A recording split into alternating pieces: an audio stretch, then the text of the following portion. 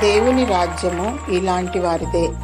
Mark సువార్త 10వ అధ్యాయము 14వ వచనం. ధనవంతులు, జ్ఞానవంతులు, పేరు ప్రతిష్టలు గలవారు మరియు గొప్పవారు దేవుని నిత్య రాజ్యంలో ప్రవేశించడం అసంభవం. ఎంతటి వారైనా సరే అందులో చేరలేరు, దానిని స్వతంత్రించుకొనలేరు. యేసు ప్రభువారు ఒక చిన్న బిడ్డనెత్తుకొని ఇలాంటి వారిదే పరలోక రాజ్యమని సెలవిచ్చాడు. దేవుడు మానవులను తన పోలిక చొప్పున తన స్వరూపమందు నిర్మించాడు. దేవుడు నిర్మలుడు, నిష్కల్మషుడు. అలాగే పిల్లలు కపటము లేనివారు, ఎప్పుడూ నవ్వుతూ ఉంటారు. దేవుని మనసు పోలిన వారు ఇలాంటి వారే పరలోక రాజ్యంలో చేరుతారు.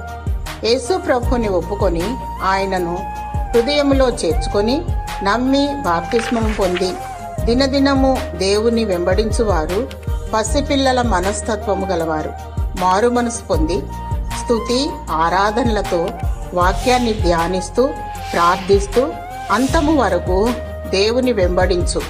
దేవుడు నిన్ను కరుణించి తన నిత్య రాజ్యము నీకు దయచేయునుగాక. ఆమేన్.